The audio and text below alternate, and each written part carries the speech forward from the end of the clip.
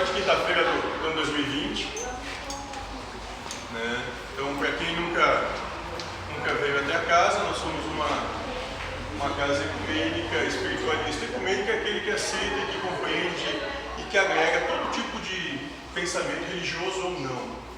Não tem qualquer vínculo religioso. Espiritualista é aquele que acredita que existe em si algo além da matéria e a partir do momento que acredita passa a viver por isso. Certo, gente? E além disso, universalista. Nós buscamos nos enquadrar em todos os aspectos, preceitos e necessidades que possam vir a aparecer. Certo? Então hoje nós vamos falar continuar o nosso trabalho sobre Boa Nova, escrevado por Chico Xavier, escrito por Humberto de Campos, falando hoje sobre a oração dominical. E no nosso trabalho, qualquer tipo de dúvida, questionamento, pergunta, vontade de manifestação é bem-vinda. A proposta é justamente essa, que haja um diálogo, não uma doutrinação. É um trabalho de disciplina. A disciplina vem da palavra discípulo. Discípulo é aquele que está aberto a coisas novas, a novas percepções de mundo, a novas possibilidades. A proposta é essa, pensar além da caixa. Certo, gente? Quando o Vanderlei permitir, a gente dá início. Pode, Vanderlei? Sim. Agora eu posso, tá? Perfeito. Então vamos começar. A oração dominical. Curada pelo Mestre Divino, a sogra de Simão Pedro ficara maravilhada com os poderes ocultos do Nazareno humilde, que falava em nome de Deus, enlaçando os corações com sua fé profunda e ardente. Chamando certo dia o genro para um exame detido do assunto, consultou-o sobre a possibilidade de pedir a Jesus favores excepcionais para a sua família. Lembrava-lhe a circunstância de ser o mestre, um emissário poderoso do reino de Deus, que parecia muito próximo. Então esse é o nosso... É aqui que a gente está nesse momento. Nós estamos na casa de Simão Pedro, junto de sua sogra, onde Jesus coabitava.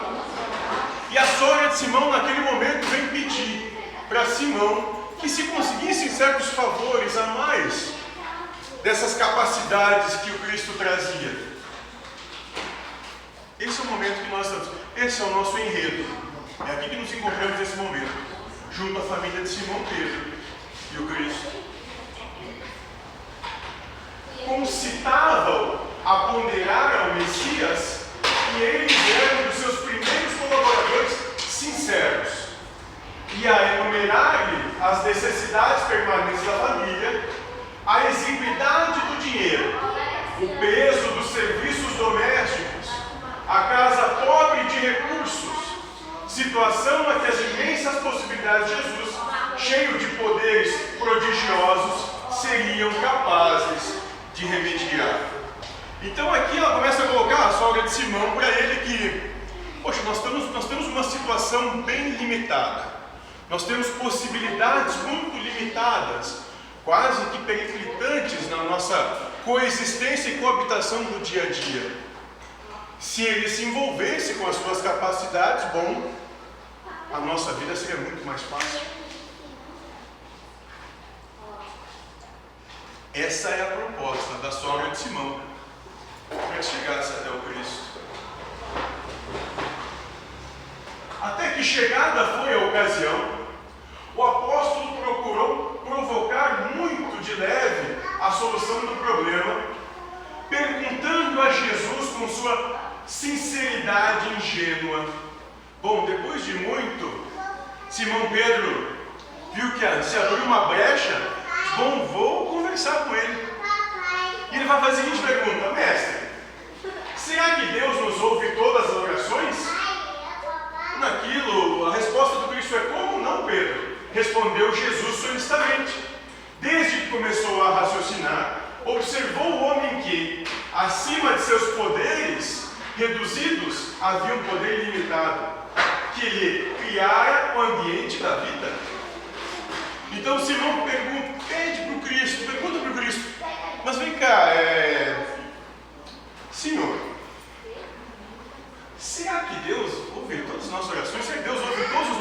oração a gente tem que entender naquele momento, naquela circunstância, naquela posição que eles viviam como pedidos. Deus ouve todos os nossos pedidos. E o Cristo vai dizer, como não? Desde sempre. Acompanha cada pensamento nosso.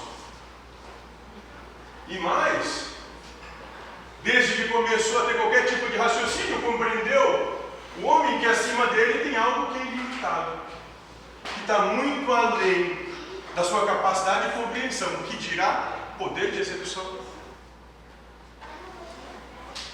Todas as criaturas nascem com tendência para o mais alto e experimentam a necessidade de comungar com esse plano elevado, onde o Pai nos acompanha com o seu amor, todo justiça e sabedoria, onde as preces dos homens o procuram sob nomes diversos. Acreditaria Simão que, em todos os séculos da vida humana, recorreriam as almas incessantemente a uma porta silenciosa e inflexível, se nenhum resultado obtivessem? Não tenhas dúvidas. Todas as nossas orações são ouvidas. Então aqui o Cristo vai deixar bem claro para Simão. Olha, Simão, não tem dúvida, porque o quanto se iria bater uma porta que não abre, o quanto iria se preocupar, iria se ocupar de procurar algo que não tem retorno. Não, todas as orações são ouvidas. Todos nós temos as nossas orações ouvidas.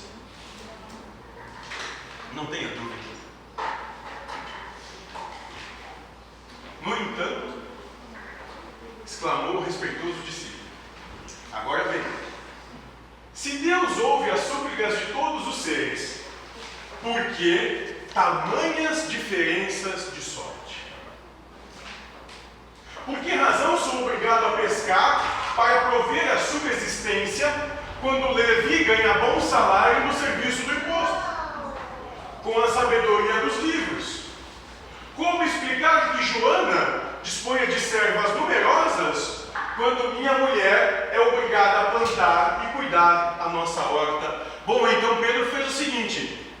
Bom, mestre, se Deus ouve todas as orações, se Deus ouve a tudo e a todos, por que existe a diferença?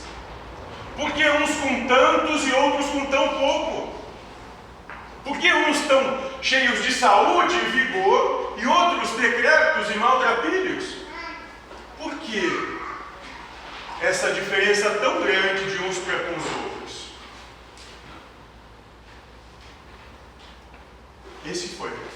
Essa foi a questão naquele momento de Pedro para com Cristo. E Jesus ouviu atento essas suas palavras e retrucou: Pedro, precisamos não esquecer que o mundo pertence a Deus e que todos somos seus servidores. A primeira coisa que o Cristo vai dizer para Pedro é o seguinte: te coloca no teu lugar. Tu não tem capacidade de compreensão disso, te coloca no teu lugar. Isso aqui tudo tem um Senhor e todos o servem. Os trabalhos variam conforme a capacidade do nosso esforço. Hoje pescas, amanhã pregarás a palavra divina do Evangelho. Todo trabalho honesto é de Deus. Quem escreve com a sabedoria dos pergaminhos não é maior do que aquele que traça a leira laboriosa e fértil com a sabedoria da terra. Bom, então peraí. Primeiro, tem alguém que manda nessa obra toda, e todos abaixo dele estão servindo, cada um no seu posto, cada um com o que tem capacidade de servir naquele momento, cada um com o que merece naquele momento. Agora, não pensa tu, Pedro, de que se um varre a rua e o outro faz uma cirurgia no hospital, algum deles é menos importante.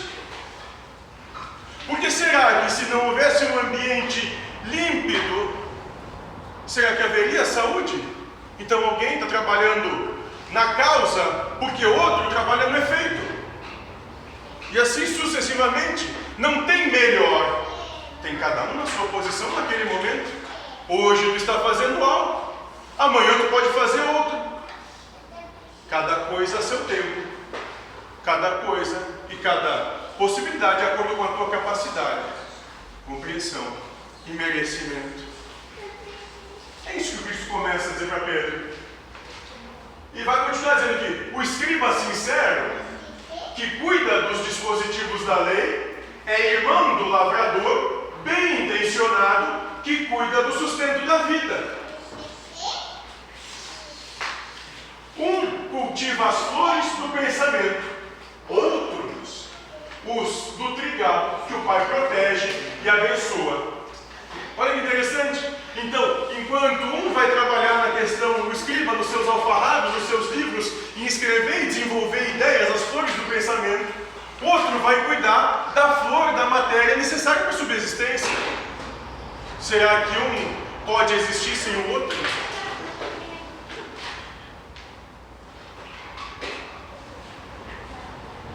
Achas que uma casa estaria completa sem as mãos abnegadas que lhe varrem os detritos? Como seria uma casa onde ninguém pratica a limpeza? Quanto tempo poderia se coabitar nessa casa? Se ninguém limpasse ou arrumasse coisa alguma. Se todos os filhos de Deus se dispusessem a cobrar impostos, quem os pagaria? Se só tiver médico, como é que vai ter refeição para os médicos? Vês, portanto, que, antes de qualquer consideração, é preciso santificar todo o trabalho útil, como quem sabe que o mundo é morada de Deus. Todo o trabalho útil. Não existe menor, não existe pior, só é diferente. A adjetivação, a conceituação de melhor, pior, mais importante, menos importante, essa é dada de acordo com o julgo de cada um. De acordo com o que cada um acredita. Isso me lembra algo que a gente já conversou outras vezes, mas vamos de novo. Quantas pessoas aqui acham que o trabalho de gari é importante numa cidade? Levanta a mão. Quantas querem ver seus filhos sendo gari? Diminui. Não querem que o filho tenha um trabalho importante?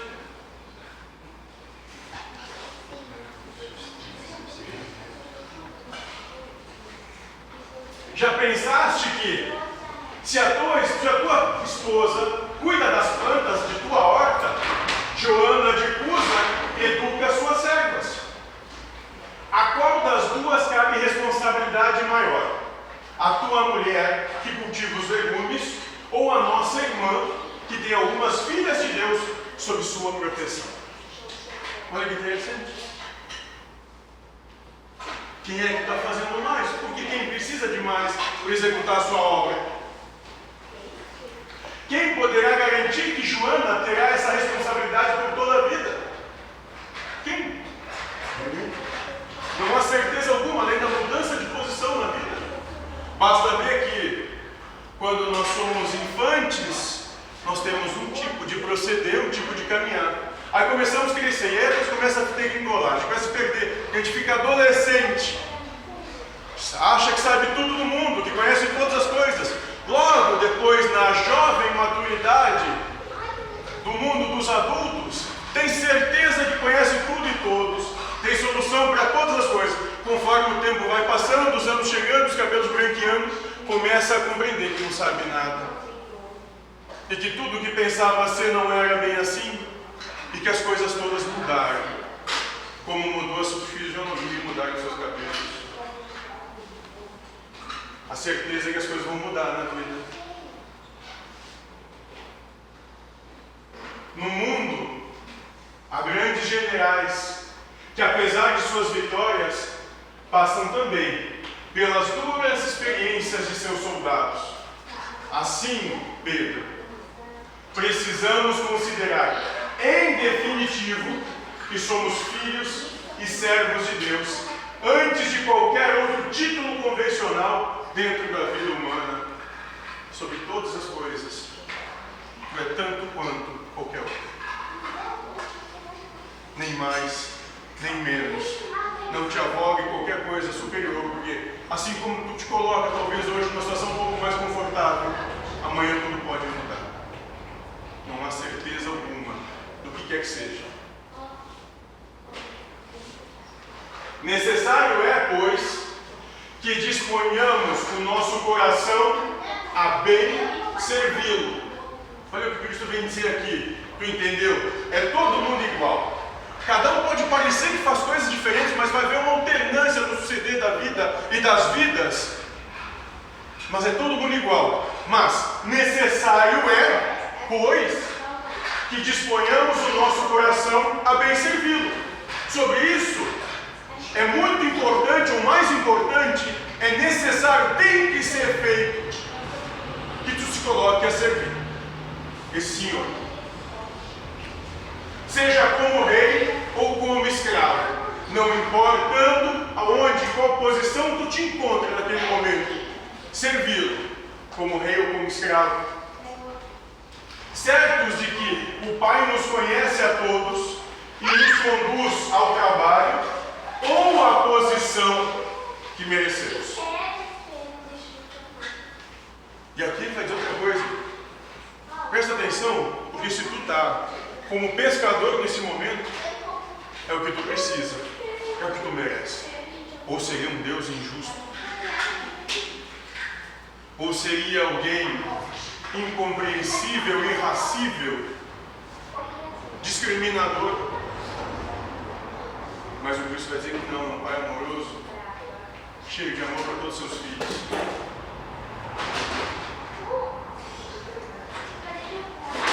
E o discípulo ouviu aquelas explicações judiciosas e, confortado com os esclarecimentos recebidos, interrogou. Bom, então tá, estou entendendo, beleza, mas mestre, como devemos interpretar então a oração? Lembre, a oração naquele tempo se considerava como um pedido, uma demanda ao alto, aos céus. Então, se é assim, se Deus dá a cada um que precisa e merece, cada um está no lugar que deve estar, como eu devo pedir qualquer coisa? Como? E aí ele vai dizer que em tudo vai elucidar o Cristo. Deve a oração constituir o nosso recurso permanente de comunhão ininterrupta com Deus. Então, para tudo, a oração é um recurso permanente, ininterrupto, a todo o tempo, sem interrupção de conexão com o alto. Nesse intercâmbio incessante, as criaturas devem apresentar ao Pai, no segredo das íntimas aspirações, os seus anelos e esperanças, dúvidas e amargores. Bom, então nessa conexão que não deve ser perdida em momento algum, é ali que tu desabafa, que tu diz: eu não sei por que eu estou aqui, eu não sei por que isso chegou até mim, eu não sei por que isso aconteceu comigo nesse momento. Essa é a tua oração, essa conexão firme, fiel com esse Pai. E essas confidências lhes atenuarão os cansaços do mundo, restaurando-lhes as energias, porque Deus lhes concederá de sua luz. E quando tu fizer isso, quando tu te colocar nessa situação, onde tu te abrir com Deus, na tua intimidade, não está dizendo que é para fazer sobre todo mundo, não. É na tua intimidade, no teu leito, no teu quarto, antes de dormir, quando tu acordar, durante a noite, quando tu estiver sozinho, porque é uma conversa só de dois, você e Deus, mais ninguém. Quando tu fizer isso de bom coração, de peito aberto, Deus vai te ouvir. Mas Ele não vai te dar o que tu quer. Não vai ser assim. O que Ele vai trazer para ti? Né? Ele vai te restaurar as energias, porque Deus te concederá sua luz. É necessário, portanto, cultivar a prece para que ela se torne um elemento natural da vida, como a respiração. Então, a prática dessa conexão é o tempo todo, a cada pensamento, com uma respiração. É indispensável conhecermos o meio seguro de nos identificarmos com o nosso Pai. Apenas quando tu te sentir amado por Deus, tu vai estar amando Deus sobre todas as coisas. Quando tiver em oração, conexão ininterrupta com Deus. Entretanto, Pedro, observamos que os homens não se lembram do céu, senão nos dias de incerteza e angústia do coração. Olha aqui, ele já está dizendo 2000 anos atrás. O problema é que as pessoas só se lembram de Deus quando a água está batendo, quando por si só não conseguem, acham que não conseguem mais, quando não tem mais esperança nas suas capacidades. Bom, então vou buscar Deus, porque talvez Ele, né? É só ali.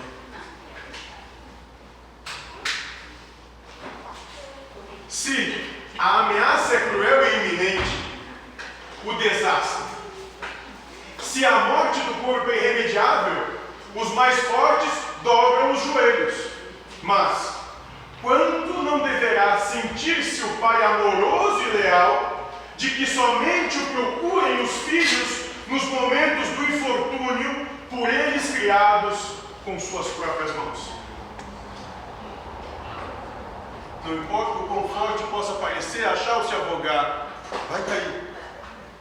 Mas e como será que é do outro lado? Quando alguém que é pura manifestação de amor só se vê evocado na desgraça. Quando não tem mais saída ou solução. Quando não tem mais força de qualquer coisa por si mesmo, bom, vou lá buscar Deus. Como será que é ser tratado dessa maneira? Só me procura quando não tem mais outra saída. Talvez alguns pais já devem ter pensado isso dos seus filhos.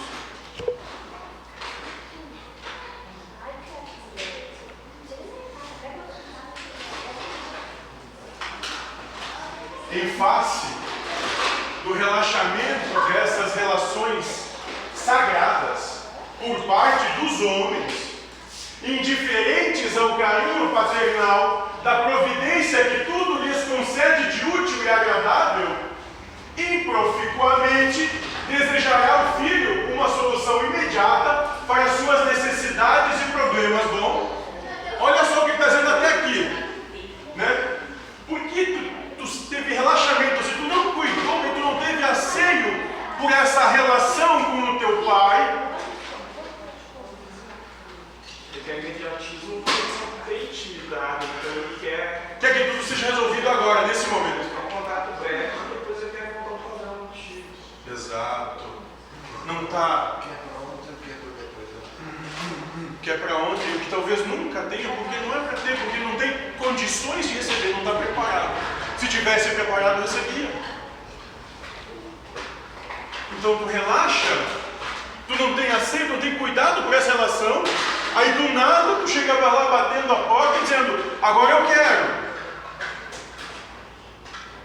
Sei lá, vou fazer uma novena, vou fazer um trabalho, vou fazer qualquer coisa, para que tu resolva o meu problema logo, para mim depois voltar a te esquecer, voltar para a minha vida.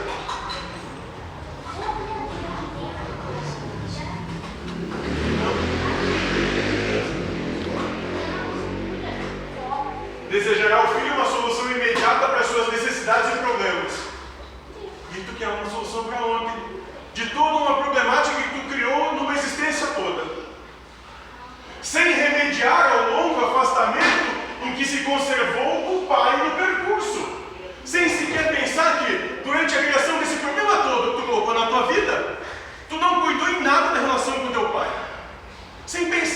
só momento, postergando-lhe os desígnios, respeito às suas questões íntimas e profundas. É sempre assim. Quando é que a gente vai procurar Deus? Quando é que a gente tem concepção que Deus existe? Quando está tudo indo para água abaixo. Porque quando está tudo indo muito bem, a gente está vivendo, né? Vivenciando o prazer desse bom. Para que Deus vai trabalhar?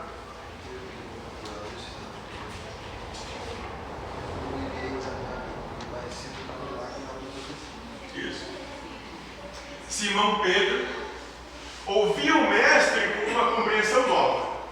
Não podia aprender a amplitude daqueles conceitos que transcendiam o âmbito da educação que recebera, mas procurava perceber o alcance daquelas elucidações, a fim de cultivar o intercâmbio perfeito com o Pai, sábio e amoroso, cuja assistência generosa Jesus revelara dentro da luz dos seus divinos ensinamentos.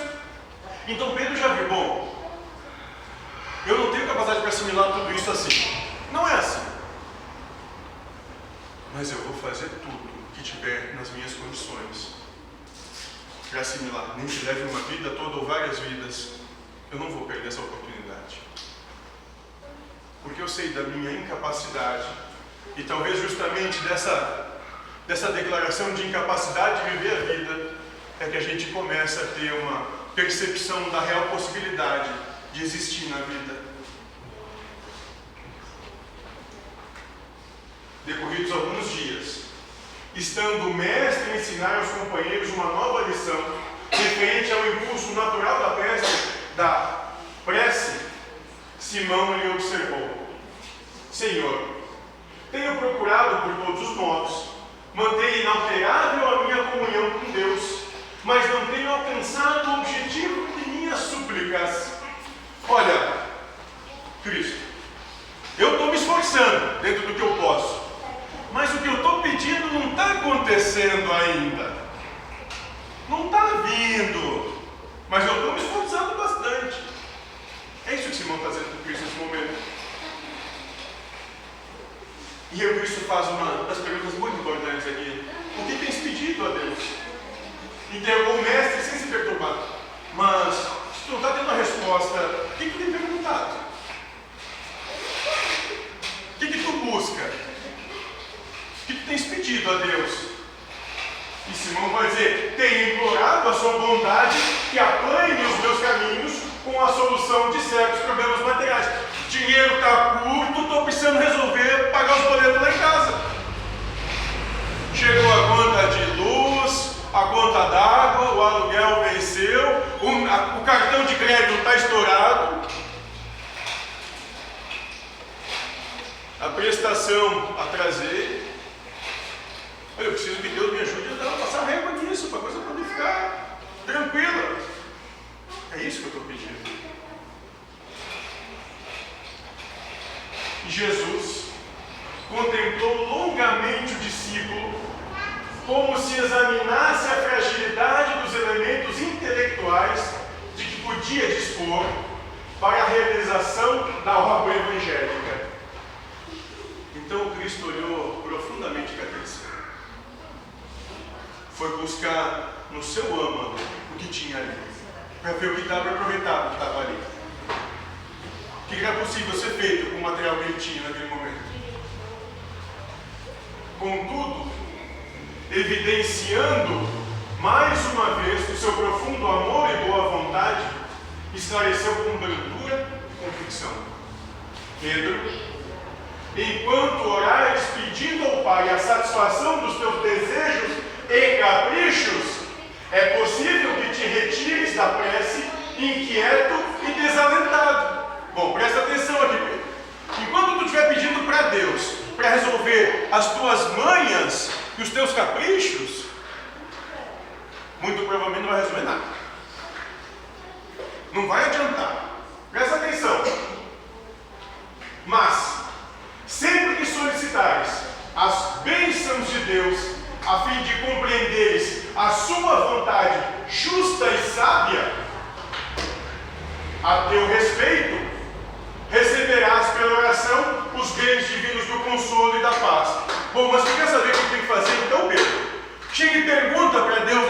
oração: me ajuda a compreender o porquê que isso está acontecendo. Me ajuda a compreender, meu Pai. Por que eu estou passando por isso? Qual é a lição que existe na vida para isso estar acontecendo comigo? O que eu tenho que aprender que eu não aprendi ainda? E aí sim, receberás pela oração os bens divinos do consolo e da paz. Cristo nunca prometeu nada. Só prometeu que pela verdade eu te libero. Só isso. O apóstolo guardou o silêncio, demonstrando haver afinal compreendido. Um dos filhos de Alfeu, porém, reconhecendo que o assunto interessava sobremaneira a pequena comunidade ali reunida, adiantou-se para Jesus pedindo: Senhor, ensina-nos a orar. Bom, então Pedro dali compreendeu. Não adianta pedir que caia ouro do céu, que é chuva, talvez cometa, um que outro avião, pedra. Ouro não. Não adianta que não vai. Mas ali perto, ouvindo aquele sermão todo que Pedro estava levando naquele momento, né, um dos filhos de Alfeu disse: mas peraí, se a coisa é assim, a questão da oração, que não adianta pedir nada, e que tem que buscar compreensão, me ensina a orar. Me ensina como ter essa comunhão ininterrupta com os céus. E dispondo-os então em círculo, e como se mergulhasse o pensamento num invisível oceano de luz, o Messias pronunciou pela primeira vez a oração que legaria a humanidade, elevando o seu espírito magnânimo ao Pai Celeste e colocando o seu amor acima de todas as coisas, exclamou: Pai nosso, que estais nos céus, santificado seja o teu nome. E ponderando que a redenção da criatura nunca se poderá efetuar sem a misericórdia do Criador, considerada a imensa bagagem das imperfeições humanas, continuou. Bom, então Cristo abre a oração dizendo: Pai de todos, Pai nosso, está no céu, muito acima dessa percepção, tem um entendimento muito maior que nós todos aqui. Santificado seja o teu nome. Então a primeira coisa, ele diz: eu sei com quem eu estou falando, eu sei a quem estou me dirigindo. Não é qualquer um. É alguém que olha por todos, muito acima do que eu tenho capacidade de compreensão. Venha a nós o teu reino, dando a entender que a vontade de Deus, amorosa e justa, deve cumprir-se em todas as circunstâncias. Acrescentou: bom, venha a nós o teu reino. Esse Senhor grandioso acima, venha a nós o teu reino. Mas, compreendendo que os desígnios dele são maiores do que os meus, ele foi dizer o seguinte: seja feita a tua vontade, assim na terra como no céu. O Senhor, compreendendo as coisas muito mais do que eu, sendo a justiça perfeita, o amor sublime, causa primária de todas as coisas, sustentabilizador de tudo que há, bom, então seja feita a tua vontade, porque eu não sei. Eu não tenho condição, capacidade de assimilação ou compreensão, eu não sei. Então seja feita a tua vontade, que não é minha. Assim na terra, aqui, como ela é feita no céu, como é além do que eu tenho capacidade de perceber. E esclarecendo que todas as possibilidades de saúde, trabalho e experiência chegam invariavelmente para os homens da fonte sagrada de proteção divina, prosseguiu: o pão nosso de cada dia dá-nos hoje. Então ele, compreendendo que tudo vem de Deus e tudo é primariamente causado por Deus, bom Pai, o pão nosso de cada dia nos dá hoje. Mas ele não está dizendo para dar o pão da semana que vem, do mês que vem, do ano todo hoje. É o pão de hoje. É o pão de hoje. Para hoje.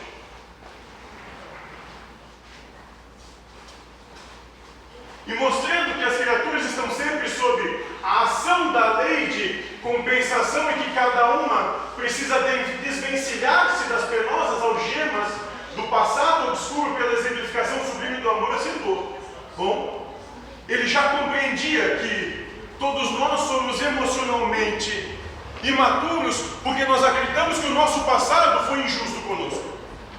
Porque tudo que aconteceu conosco no passado, que nos fez sofrer, que nos gerou sofrimento, foi injusto conosco. Que não devia ter sido assim. E a gente traz esse passado e carrega ele sobre o nosso dorso até os dias de hoje. Porque nós acreditamos que esse passado faz parte da nossa história e que nós precisamos dele. Não, nós não precisamos. Nós não precisamos de sofrimento algum na nossa caminhada, no nosso dia. Nós não precisamos de nada disso. Porque perdoa as nossas dívidas. Perdoa as nossas dívidas, Pai. Porque eu também, assim como nós perdoamos nossos devedores, porque eu também perdoei a todos. Eu não carrego mágoa alguma, seja lá do que for ou de quem quer que seja. Eu já perdoei a todos. Eu não tenho inimigos comigo. Então perdoa. Porque eu já perdoei.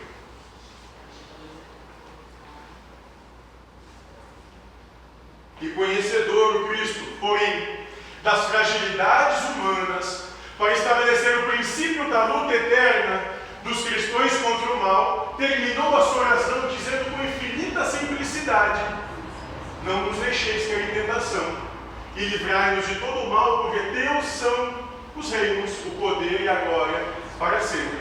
Assim seja. Pai, mesmo eu estando vigilante, eu sei que eu vou cair. Eu me entrego em tuas mãos e no teu peito eu repouso a minha cabeça, porque eu não tenho outro lugar para repousar. Não tenho um travesseiro que seja realmente confortável e nem uma casa que me defenda ou me proteja, que seja um abrigo. Meu único refúgio é no teu peito, porque eu sozinho não consigo.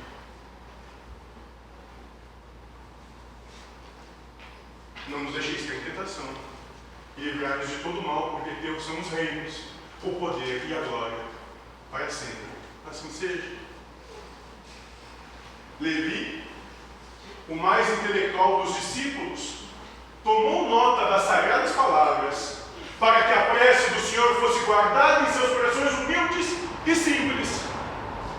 A rogativa de Jesus continha, em síntese, todo o programa de esforço e edificação do cristianismo nascente. Desde aquele dia memorável, a oração singela de Jesus se espalhou como um perfume dos céus pelo mundo inteiro. É isso. Alguma questão?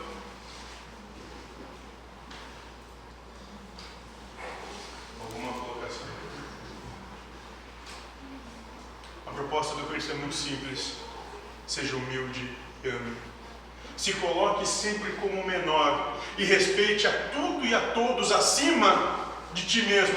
Respeite inclusive o direito do outro de te agredir, de te desrespeitar. Respeite, porque tu só pode ajudar a quem quer que seja pelo exemplo que tu dá. Não há nada ou coisa alguma que possa fazer além de vivenciar o teu exemplo. Mais nada. Respeite, ame, sem condições, uma entrega com confiança. Se não temos mais nada, vamos trabalhar.